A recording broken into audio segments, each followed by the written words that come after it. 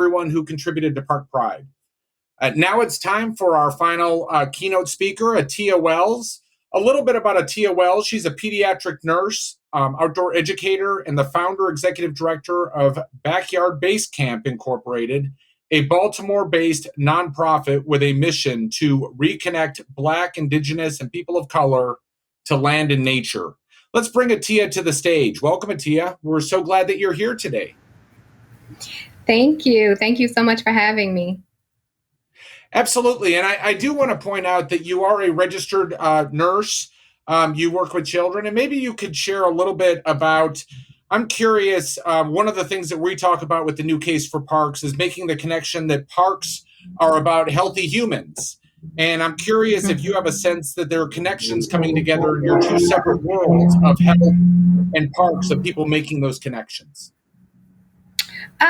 Yeah, that's a really good question. And I do think that I have thought about it as a nurse, and pretty much one of the reasons why when I had children, I wanted to make sure that we spent a lot of time outside is because I've witnessed a lot of children spend their entire lives in a hospital room, or, you know, their family and friends are afraid to take them outdoors because of the way that they'll be perceived, or, you know, there's too much equipment that they need to bring. They need to bring the wheelchair and the walker, and they have to have all of their feeding supplies and things like that. And so as we've sort of developed the project that you'll hear more about, I've thought a lot about accessibility and how that's going to play into what we do here. And I think a lot of hospitals also have started to have these, these little gardens and things that they put on their courtyards. But I can tell you from experience, I've never seen a patient in one of those garden things. So it's really like, who does this place really exist for? Who did you ask as you were sort of developing this place? Because they don't get used the way that, you know, the designers intended them to be used. Mm-hmm. And I guess that's a good segue to shifting gears to your keynote and your focus on Backyard Basecamp and BLISS Meadows. If you were going to provide any context just for the talk we're about to hear, I will share just personally that Park Pride, our mission is to engage communities to activate the power of parks. And when I saw some of the work you've done, I feel like we are similarly aligned in terms of our values and the importance of community in parks. Mm-hmm. So I feel like we found someone that's both familiar to us, and I think there's a lot we can learn from the work that you're doing. Anything you want to share with folks before we jump into the keynote? Yeah, similarly to what I just said about, you know, hospitals creating these spaces, I think if we are going to be creating new spaces or reactivating spaces or developing these spaces, we need to ensure that the community or the people who you are intending to use those spaces are at the table and that their voices are heard, and that they get what they need from those spaces as well. Mm-hmm. Well, I think those are great words that will carry us to the Q&A. So I'll encourage folks that are with us here today to give us any questions in the Q&A, any comments in the chat. With this, let's go ahead and watch our closing keynote with Atiya Wells, and this is entitled "Supporting Equitable Access to Nature: The Story of BLISS Meadows and a Call to Action." Good afternoon, everyone. Thank you for coming to my talk. We're going to talk about creating equitable access to nature and the ways that we do that here in Baltimore City. And so I really wanted to give folks an overview of Baltimore City for many who may not be familiar with the city and its demographics. And what we have here is an illustration of the two different areas that we call locally the white owl and the black butterfly in Baltimore City. And if you can tell by the names, they let you know like what race predominantly lives in that area. And so we have the white owl and the black butterfly. And in these images, they really, it's visually stunning and does a really good job of showing the disparities when we talk about, you know, where Black people live versus where white people live. And in the second slide, we can see where most folks with low income are within the butterfly wings of the black butterfly. And in the red area, we have the unemployment rate. And you can see that predominantly most of that exists inside of the black butterfly as well. And so I'm going to talk about supporting equitable access to nature and also the story of BLISS Meadows and our call for action to create equitable access to nature in cities. With the BLISS Meadows project, we are weaving together 10 acres of public and private land to create equitable access to green space in our neighborhood here in Baltimore City. My name is Atiya Wells. I am a pediatric nurse and outdoor educator. I also want to uplift our team here. We have our farm manager, Mr. Jordan Bethia, and Dr. Rose Brucifero, our environmental education program specialist, and we make up the team of Backyard Basecamp. And music is very important organizationally to us, and so this presentation is set up as a playlist, and these are the different tracks. So we're going to talk about the creation of Backyard Basecamp, the initiation of the BLISS Meadows project, why urban nature connection is important, how we do community engagement as an organization, the 5 pillars that we weave through in our programming, and what our dreams are for the future. So Backyard Basecamp, the nonprofit, was founded in 2019. Initially, we were an LLC, and what our goal was to really educate teachers on how to bring environmental education into the curriculum that they were already teaching so that it wasn't something else that they had to do. And that eventually morphed into a nonprofit organization as we realized that there was a lot of work that needed to be done foundationally with teachers and our communities. And so here's another map of Baltimore City. As you can tell, I'm a maps person. And maps do a really good job at spreading data or like visualizing data. And so if you can tell how Baltimore is situated, if you remember that butterfly, you can see that most of the green space, which here is highlighted green, is within that white L. And if you can envision those butterfly wings again, which make up the Black neighborhoods in Baltimore, there's not a lot of green space on the outskirts of the city. And so we can already see that there's a disparity of green space as it relates to Baltimore City, which is a fairly large city of about 600,000 residents. And in the Black neighborhoods where you do see these little spots of green are mostly ball fields. We don't have wooded parks. And also Baltimore is also known as the city of neighborhoods. And so on the right side, I'm welcoming you to my neighborhood, which is called Frankfurt, which is the largest neighborhood in Baltimore City. We have over 30,000 residents in this one neighborhood alone. It's about 2.5 square miles wide. Predominantly Black, Indigenous, people of color, also a large population of immigrants and refugees. And how I found the land that we now know as BLISS Meadows is I was working on a self-paced naturalist course, and I had to find a sit spot or a place where I can go to that was conveniently located every day. And that's sort of observe the patterns of nature, and that is how people become naturalists, right? You just are just watching what you see. And I remember thinking to myself, I live on the busiest street in Baltimore City. There ain't gonna be no nature around here. But I pulled up my house on Google Maps and I zoomed out and I found this weirdly shaped green space. And I was like, there ain't no parks around here. Like, what is this thing? And I decided to take a neighborhood walk. And I noticed that we actually have a forest in my neighborhood. And so I hopped up on that deer trail. I was just walking through the woods, kind of taking stock of what I saw. And I came out by this pond that you see pictured here. And I was like, did I cross into Narnia? What is happening? Like, whose land is this? What is this? Is this a part of the park? Is this something different? And then I immediately remember thinking, okay, we need to protect this land because Baltimore, like many other cities, is going through what they call urban renewal, which is leading to gentrification. And so I wanted to ensure that we protect this land from development so that we can have some green space in our neighborhood. And next. So the BLISS Meadows project is actually made up of 3 different parcels of land. The first parcel is that 7-acre park that you can see pictured here on this map. The second parcel is a 2.5-acre, it was a vacant lot that we have turned into an urban farm where we grow produce and we also keep animals like chickens and goats. And the third parcel is a vacant house that sits on about half an acre of land. So altogether, we have BLISS Meadows, which is a 10-acre land reclamation project. And here I'm just showing you some pretty pictures so you can ooh and ah at the pretty colors. But this is sort of a visualization of part of our master plan that we're working on and how all of these parcels tie in together from the house to the meadow into the woods.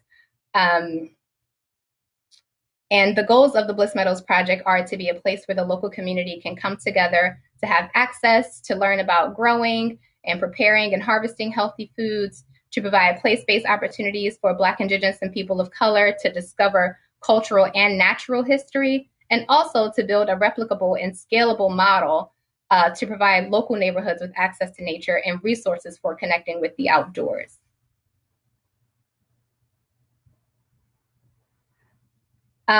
It's important to continue to remember that all 10 acres of the BLISS Meadows project have been vacant for a really long time. And so the part of our project that is a park was just donated land to the Parks Department, and that happened in 1978. And there have been no maintenance or anything done to that land since the 70s. The 2.5 acre that is our farm had been vacant for about 5 or 6 years. And then the house that we fundraised to purchase and renovate was vacant for about 18 to 20 years, so the neighborhood tells me. And when it comes to vacant lot remediation, which I know a lot of cities are sort of looking at right now, we believe it's not enough to just mow down the weeds and open up the space and, deem it as a park and say, you guys have a park now, cool. Because like when you think about it, neighbors have been avoiding that space for years. And so they're not just going to go into it now just because it's open. And so we need to ensure that there are welcoming folks at these sites, that programs are offered at these sites so that the community knows that it's a place for them. And I'll get into that in a little bit. So the need for urban ecology. So when I think about environmental education, there's like a love-hate relationship with it. So when I was growing up in elementary and middle school, when we did our environmental education or our environmental sciences, it was really focused on what I call the sexy nature topics. Like we were talking about saving the pandas and lions and white tigers in the Amazon. And these are things that I had no connection to as a child growing up in North New Jersey. And so when we do environmental education, we really want the kids in our programs to learn about what's local to them, what's in their backyards, because that's what they will have a connection to. And we operate off of this idea of topophilia. And it's an innate bias to bond with the living and non-living components of your local ecology. And not to take away from any programs that do this, but y'all need to rethink this model. Like a lot of environmental organizations always focus on, getting inner city kids out into suburban areas or rural areas to experience the wild or experience the wilderness. But there's a lot of nature that lives in cities. And I think we need to do a better job as a field in connecting people in cities to the nature that they will see, like the hawks and the snakes and the turtles that they will see in their own neighborhoods. And community engagement is a large and necessary part of our work. From the onset, when the site was located, we went to the community to seek feedback about a project like this and really got some good input on how our neighbors envision using a space like this or having green space like this. We do consistent, that is the key word there, consistent community engagement. Almost too much community engagement, some people would say. But we know that it's a very, like I said, important part of the work because we want our community to know that they have a voice and they have a say in everything that goes on this site. We have invited the community to nearly all of our design meetings, from the master plan design to the pond enhancement design meetings, and I'll show you what that looks like later. And we also seek input from for our programs. What type of programs do the community want? What types of programs are the kids interested in? And, we also ask them, what kind of food do you want us to grow on this farm? Like, what kind of animals do you want to see coming through here? And, most urban farms really grow what's profitable, but we grow what our community wants to eat. Primarily Black, Indigenous, people of color, immigrant and refugee live in our neighborhood. And so we've been asked to grow cultural foods like Scotch bonnet peppers and cassava, okra, African eggplants or garden eggs, and definitely herbs for medicine making. And these aren't things that, I would have envisioned that our community would have wanted. I didn't really hear about many of these until they mentioned them. We did a lot of research on, okay, what do we need to have on our site in order to grow these things for our community? And we are making it happen. And here's an example of one of our surveys that we did over the winter, which is driving the programs for our spring and summer. And one thing that we have heard our community say is that the kids need something to do something with the kids.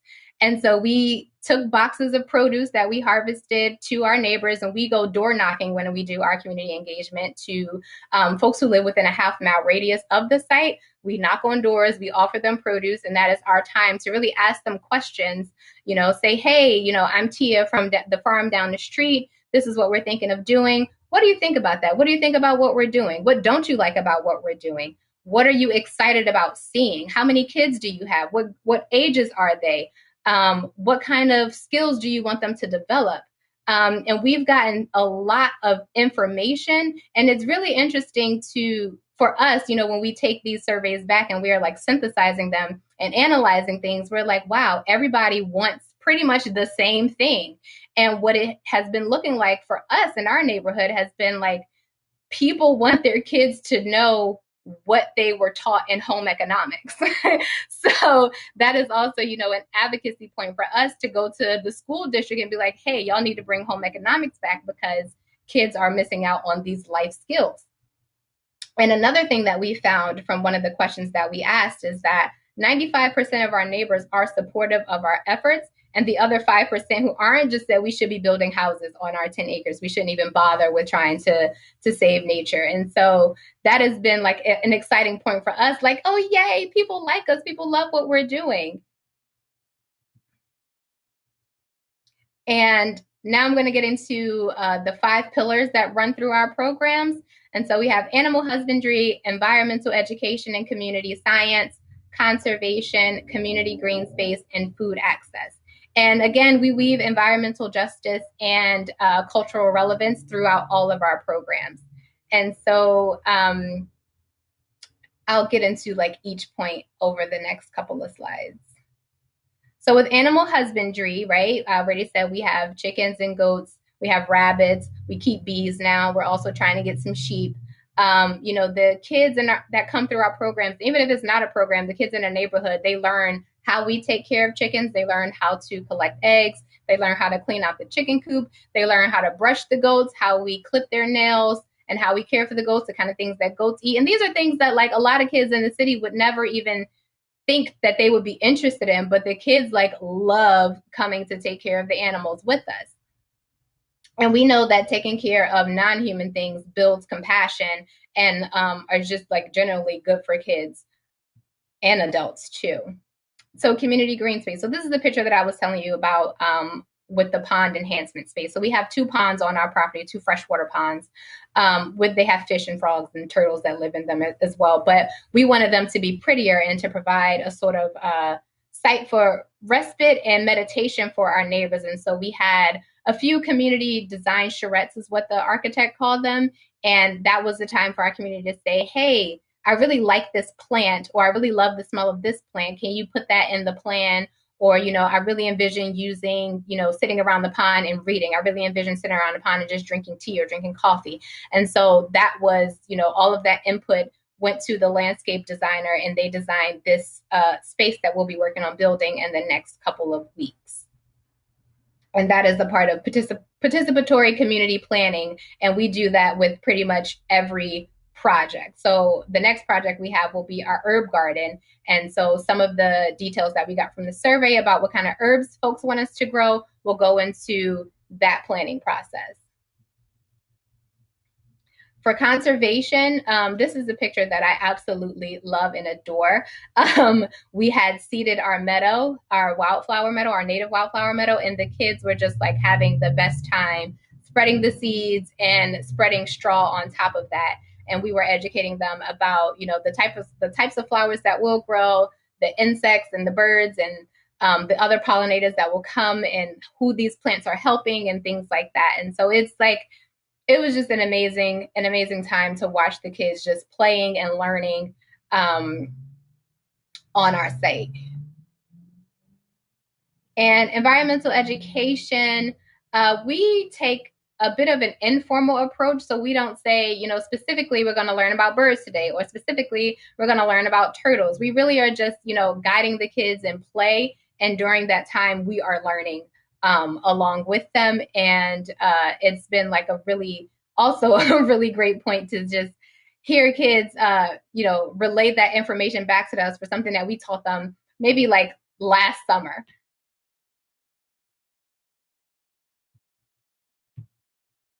And the last pillar is food access. So as I mentioned, we are the largest neighborhood in Baltimore City, over 30,000 residents. We have one grocery store that is supposed to serve all of our community.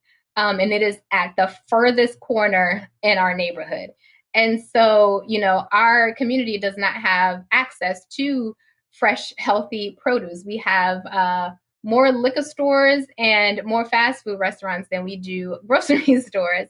And so we really want to build, food sovereignty into our neighbors and, give them access to these fresh fruits and vegetables. And so we are planting, again, things that people in our neighborhood have told us that they like to eat, or that they want to eat, or that they know how to cook. We also provide cooking classes. We teach how to garden, how to farm, how to harvest, how to compost. We do a lot of those workshops and classes on site. And prior to this project, I didn't know the term food desert or food apartheid or high priority food area, whatever, the words are, they keep changing. I just knew that we didn't have any options, and I wanted to provide some options. And now I'm going to get into manifesting dreams and what the future holds for us and holds for us collectively as a field. We need to create a more equitable future in which inner city kids aren't seen as a population that needs to be rescued and saved. We want to embed green spaces into every neighborhood. We feel like there's space enough, especially in Baltimore City. There's enough vacant lots to, whereas though like every couple of blocks can have some community green space, where every couple of blocks there can be some sort of environmental programming. And this is a chart that goes into the reasons why we do culturally responsive education. And I want to provide an example of how we do that. And so most gardening classes, you get your little pot, you fill it with soil, you plant your seed, and that is like the process. But we really exist for storytelling. And so we would say something like, do you see these seeds? These are the seeds that your ancestors braided in their hair as they were being stolen from Africa and shipped across the Middle Passage. When, they arrived in the Americas, they would take these seeds from out their hair and they would plant them on secret gardens around the plantations. And so that just brings a deeper connection to these plants and to these foods that some youth and adults didn't even know existed. And a lot of adults that also come through our programs, they have memories of their mothers or their grandmothers also tending gardens, and that knowledge is still within us, and we just want people to remember that it exists in us. And so again, Backyard Basecamp's mission is to reconnect Black, Indigenous, and people of color to land and nature, because historically we were people who were land-based folks. And so we're just trying again to get people to remember that connection to the earth and to sort of move forward in a more sustainable way.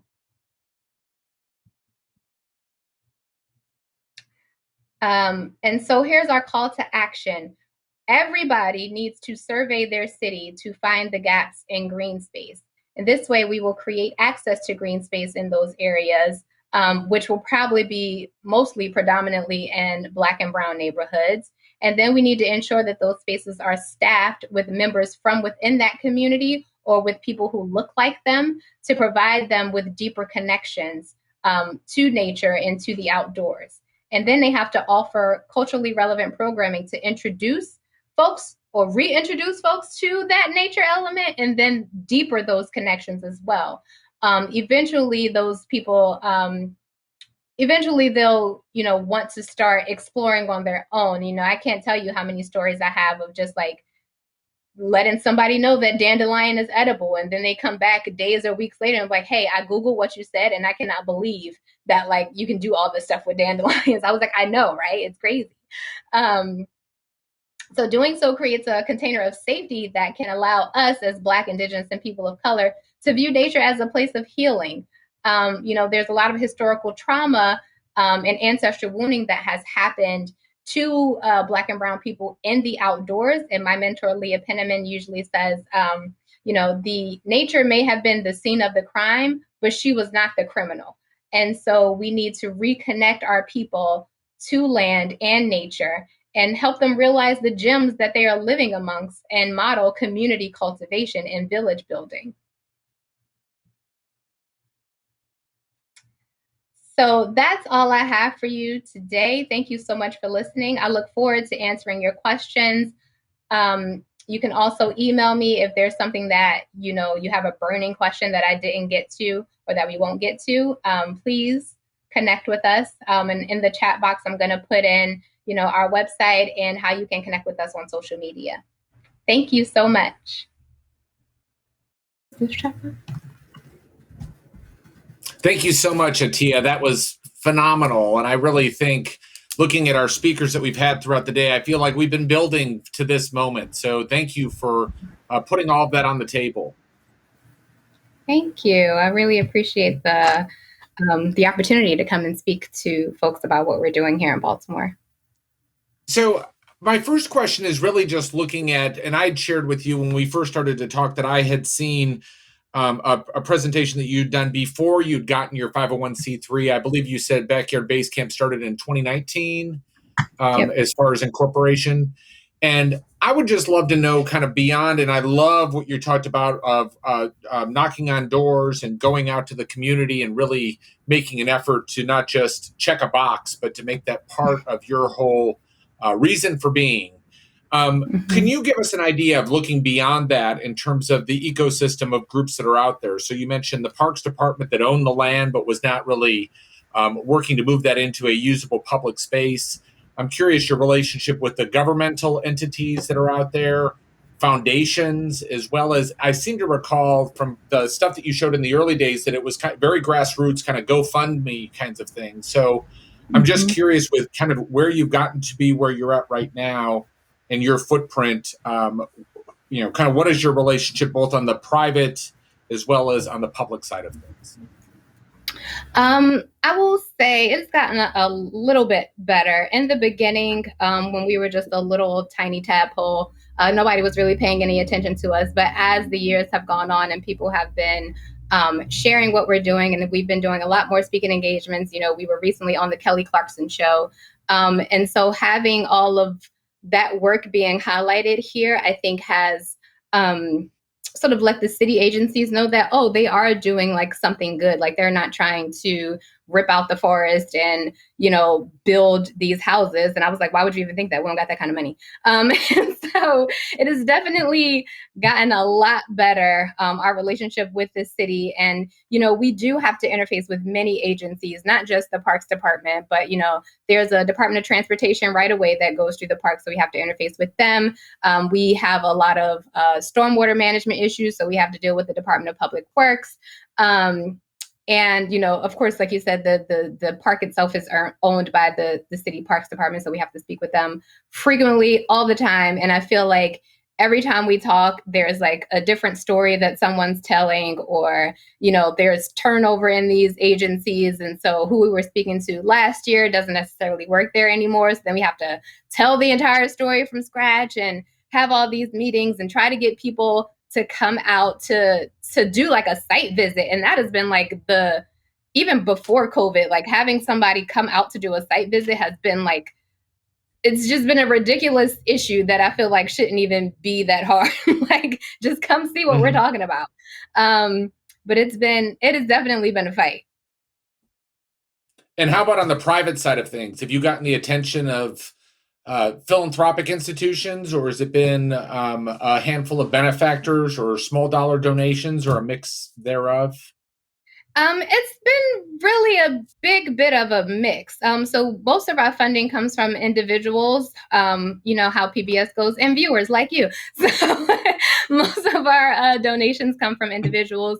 We do write a lot of grants, and you know the environment is sort of like everyone's top priority right now, and so we fit that bucket. We fit a lot of people's priorities right now, but it's also us sort of managing our capacity to do the things that we say we're going to do and all the grants that we're writing, just to make sure that like everything sort of escalates in a smooth way, and we're not one of those organizations that try to do too much too soon and end up not doing anything at all.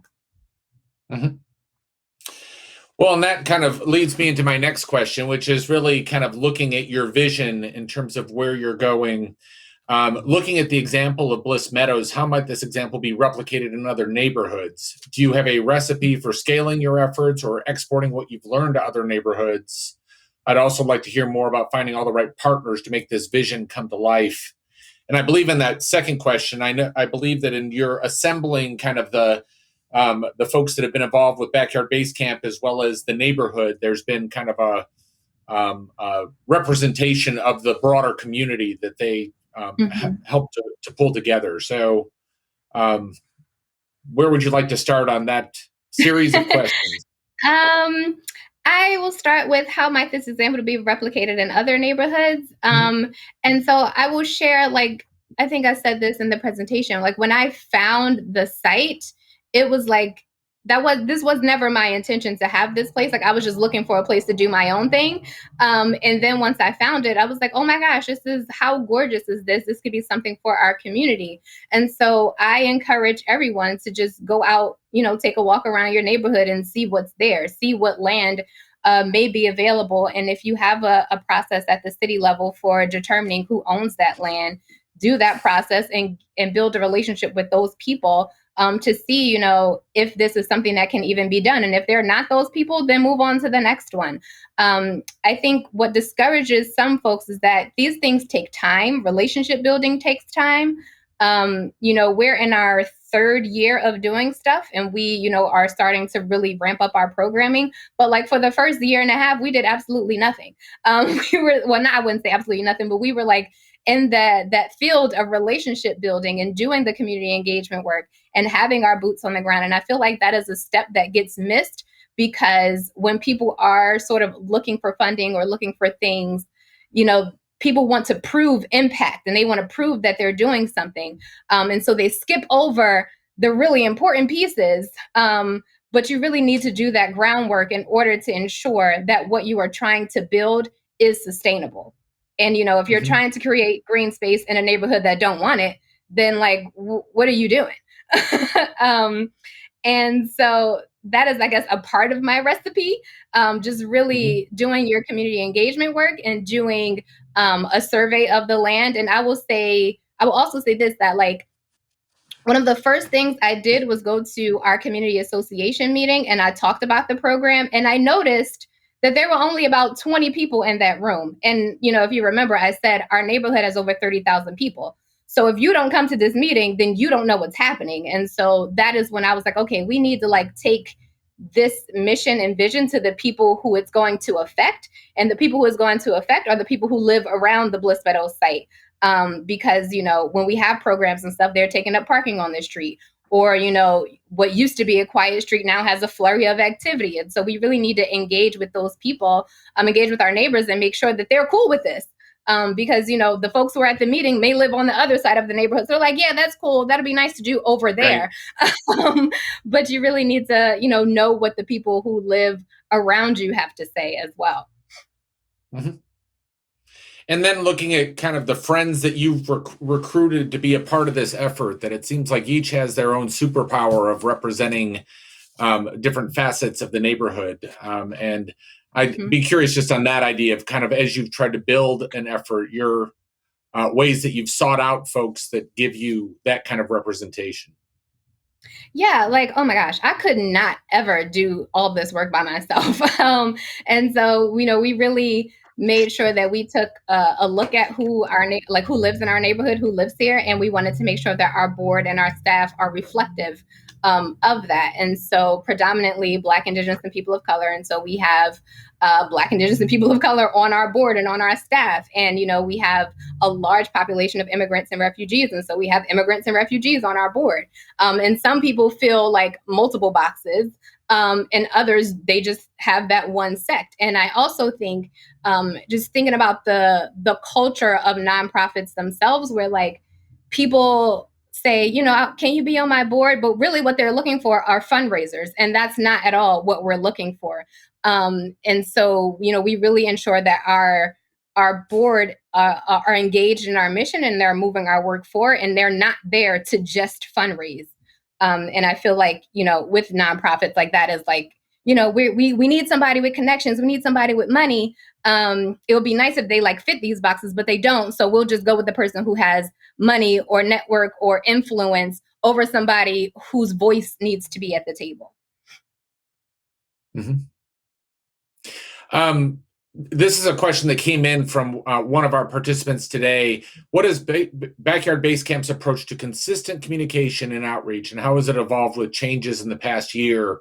And you make a kind of a reference of, some would say you over communicate or that you do too much outreach. So if you could just give an idea of just your philosophy on community engagement, and then how that has changed in current circumstances. Yeah, thank you for asking that question. That's a really good one. And so I will say we were doing weekly surveys. So we were doing weekly communication. And how that started was, again, like I said, we want to start with the people who our project affects the most. And so we started on the street, where BLISS Meadows is.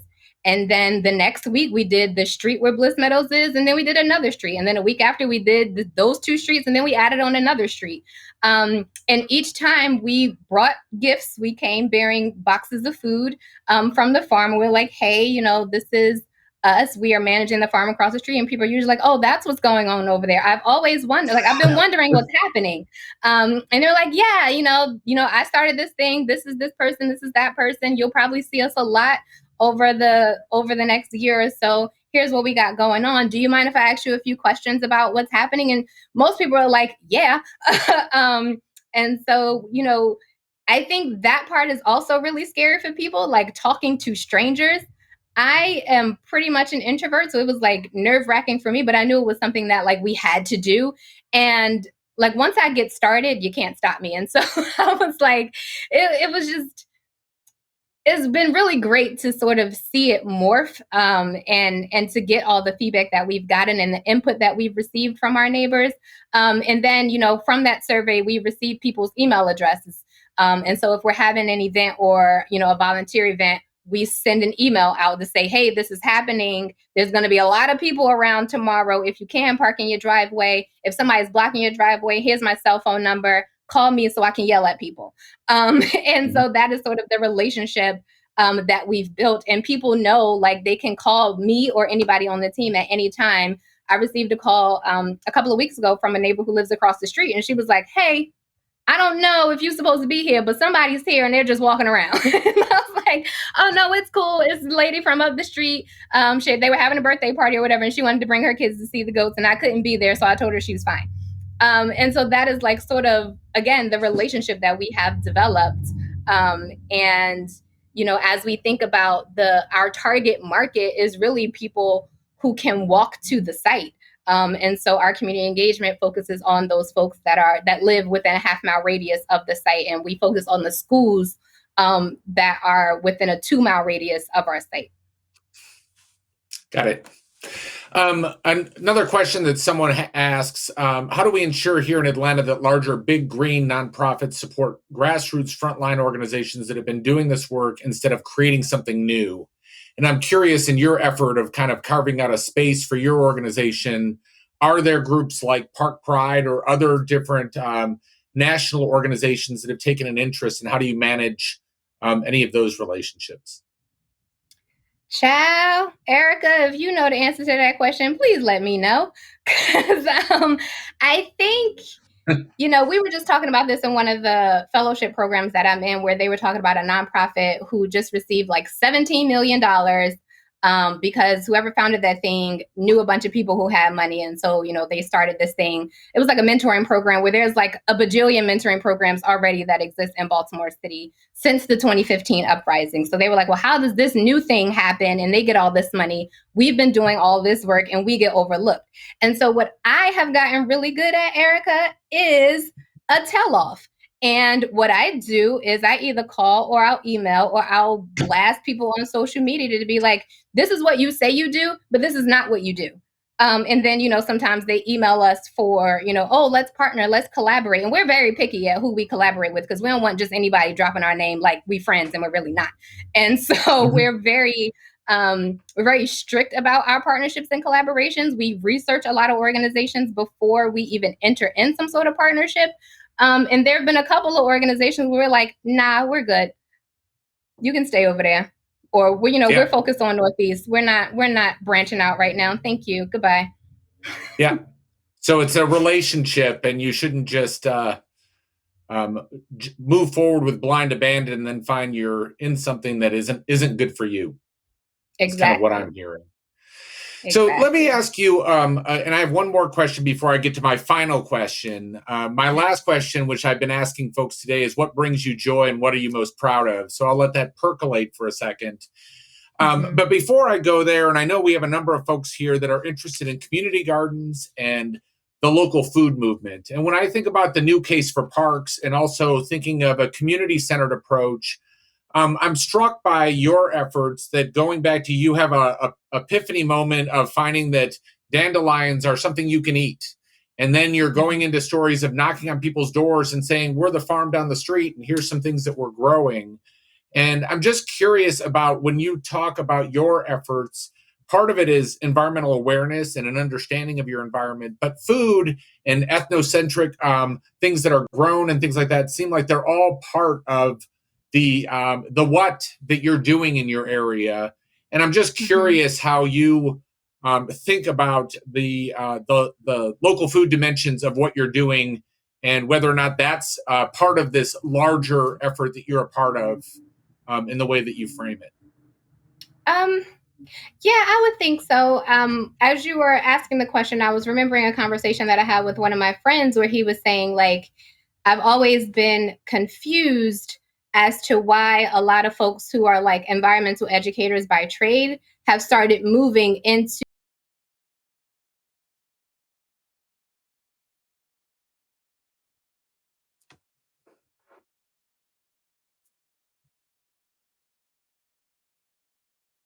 Did we just lose Atiya?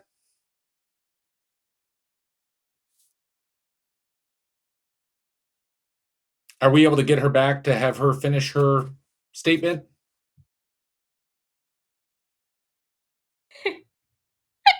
I am back. There you are. Excellent. What was the last part that you heard? You said that a lot of folks that are involved in environmental education are moving towards, and I believe it was towards local food and that side of things. So I believe that's the last part I heard. Yeah, and what I said was that usually most of their educators are white. I will just preface this answer with that, and I was saying that's because when white people recreate, they're recreating for funsies. Usually for communities of color, like our connection to nature has been steeped in survival, and so it's just different for us. And so yes, when we start our environmental journeys, it's with food, it's with gardening, it's with farming, because we need to sustain ourselves and we need to survive. Whereas predominantly white folks, like, they just want to hike for something to do on the weekend. Like, everything's cool. I got my job, got my car, got my money. I just need to, relax a little bit. And so I'm going to go out to nature to find that respite. And it's just different. And so I do think the local food movement is going to expand more, as people start thinking more about climate change, as people start thinking more about the environment, decrease in emissions, decrease in, carbon. I think folks are going to want to start growing things at home to feed themselves and feed their communities. Mm-hmm. I think that's a valid point. And I do think, as I think about a movement that looks different because it's engaging a more inclusive group, looking at ways that the overlap between both urban farms and community gardens and public spaces, that there's lots of fertile ground. So, last question. As you think about your work with Backyard Basecamp, what brings you joy and what are you most proud of? What brings me joy, I think, is like our work with introducing kids to the nature that exists in Baltimore City. I have a picture of my daughter. We found a salamander in the woods behind Bliss, which was like exciting as hell for me. I think I was more excited than she was. And just teaching the kids in our neighborhood about just like watching them use the space and the ways that they've been using it. Over the winter when we had our big freezes, they were there like sledding down the hill, and that's like an experience that they did not have prior to us coming to the space. And so all of these things sort of bring me joy. Watching the kids and the families come through wanting to be there. And it's not like a mandatory field trip, so they're all like walking around grumbling and stuff, but like really coming because they want to, and not because they have to. Mm-hmm. Awesome. Well, with that, I want to thank you for joining us here today, both for your keynote as well as this discussion. I think you've enriched the experience of the conference, and we definitely appreciate you being part of our world. Thank you so much. Yeah. Have a good one. Thank you. Wow, what a day. I'm curious if folks would share in the chat any major takeaways from the experience. I'd also love to hear what was your favorite part of the program and really what resonated with you the most. I know that we've also had some technological glitches here and there, but I'd be curious to hear if you feel like you were able to push through the technology to have that conference experience that we were aiming for. With that in mind, I do want to share that the networking continues.